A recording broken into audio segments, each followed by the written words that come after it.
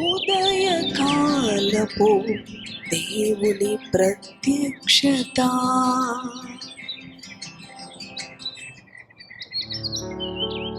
Praise the Lord. దేవునికి స్తోత్రం. మరి ఒక ఉదయకాలం దేవుని ప్రత్యక్షపు వాక్కును ధ్యానం చేసుకుందాం. ప్రియ దేవుని బిడ్డలారా, మన పరిశుద్ధ గ్రంథములను తెరిచి కీర్తనలు 146 అధ్యాయం 7వ వచనమును చదువుకుందాం. బాధపరచబడు వారికి ఆయన న్యాయము తీర్చును, ఆకలిగొనిన వారికి ఆహారము దయచేయును, యెహోవా బంధింపబడు వారిని విడుదల చేయును. హల్లెలూయా. ఎంతో చక్కని దేవుని యొక్క వాక్కు మనకు అనుగ్రహించబడింది. ఉదయకాలం ఇంకా మనకి బాధ అవసరం లేదు, ఇంకా మనకి ఆకలి దప్పులు అవసరం లేదు. ఎటువంటి బంధకాల్లో ఉన్నా ఆయన మనలను విడిపిస్తానని ఈ ఉదయకాలం ఆయన మనకు వాగ్దానం ఇస్తూ ఉన్నాడు. ఈ సమయంలో ఈ దినచర్యను ఆరంభించే ముందు ప్రియ సహోదరి సహోదరుడా, ఏ బాధ నిన్ను బాధిస్తూ ఉంది? ఆయన అంటున్నాడు, బాధపడు వారిని నేను విడిపిస్తాను, వారిని ఆదుకుంటాను అంటూ ఉన్నాడు. ఆకలిగొనిన వారికి నేను ఆహారము దయచేస్తాను. ఏ బంధకాలలో నీవు చిక్కుబడి బయటికి రాలేని స్థితిలో ఉన్నావో వారిని నేను విడిపిస్తాను అంటూ ఉన్నాడు. ఇంత గొప్ప శక్తి కలిగిన దేవాతి దేవుణ్ణి మనము కలిగి ఉండుట మనకు ధన్యత. ఆయన ఉంటే చాలు మనకి కదండి. మన బాధలు, మన చింతలు అన్నీ కూడా మనల నుంచి దూరంగా పారిపోతాయి. అవును, నీ ఉంటే నాకు చాలేసయ్యా, నీ ప్రత్యక్షపు వాక్కు నాకుంటే చాలు. అనుదినము నా జీవితంలో, నా దినచర్యలో నేను ఎంతో సంతోషముతో ముందుకు కొనసాగుతాను. నీవు లేని జీవితం శూన్యం. ఒక క్షణమైనా నిన్ను విడిచి నేను బ్రతకలేనయ్యా. దేవునికి నిన్ను నీవు అప్పగించుకో.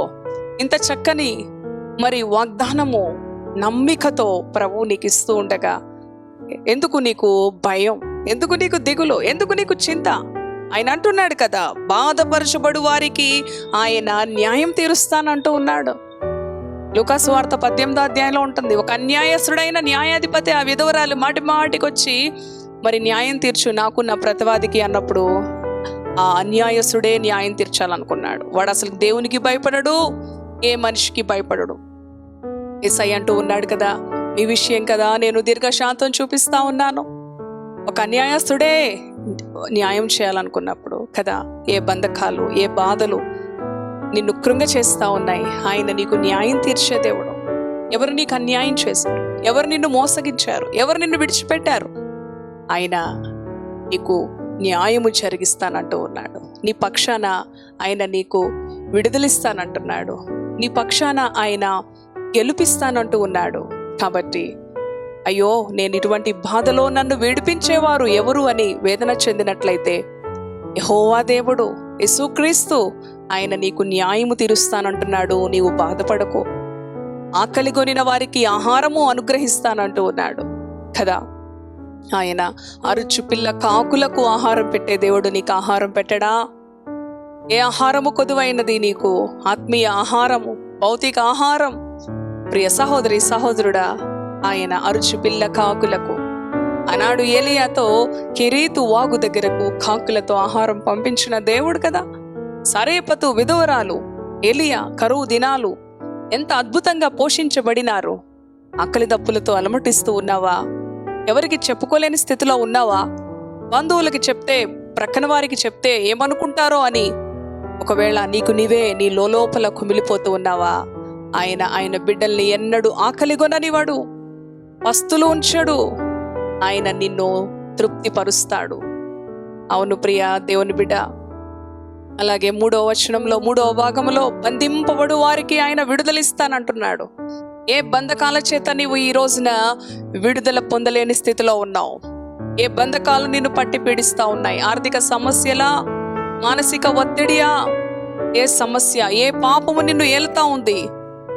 ఏ మరి దుఃఖకరమైన పరిస్థితి నిన్ను ఏలుతా ఉన్నది? ఏ దారిద్ర్యత నిన్ను ఏలుతా ఉన్నది? ఆయన నిన్ను విడిపిస్తానంటున్నాడు. ఏ బంధకాల్లో చిక్కుకొని ఉన్నప్పటికీ కూడా నీ ప్రభువుకి నిన్ను నీవు అప్పగించుకో. నన్ను విడిపించు నాయన, నేను బయటికి రాలేని స్థితిలో ఉన్నాను, నన్ను ఎవరు విడిపించలేని స్థితిలో నేను కూరుకుపోయి ఉన్నాను ప్రభువా, నీవు తప్ప నన్ను ఎవరు విడిపించగలరు అని దేవుని ఎదుట నిన్ను నీవు దేవునికి అప్పగించుకో.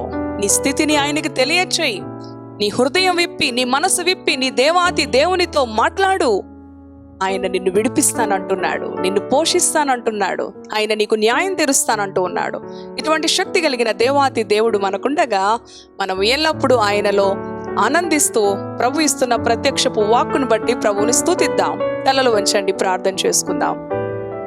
పరిశుద్ధుడా, జీవము కలిగిన తండ్రి, నీ పరిశుద్ధ నామానికి వందనాలు. ఈ ఉదయకాలం ప్రభువా, మరి ఒక శక్తి కలిగిన ప్రత్యక్షపు వాక్కు ద్వారా నీ బిడ్డలతో మాట్లాడి నీవు ధైర్యపరిచి నాయనా, నీ మాటల చేత నీ బిడ్డలను తృప్తిపరిచి సమాధానము, నెమ్మది, విడుదల అనుగ్రహించిన దేవా, నీకు వందనాలు, స్తుతులు, స్తోత్రాలు, కృతజ్ఞతలు చెల్లించుకుంటూ యేసు పరిశుద్ధ నామంలో ప్రార్థిస్తున్నాను తండ్రి. Amen, amen. Praise the Lord. God bless you.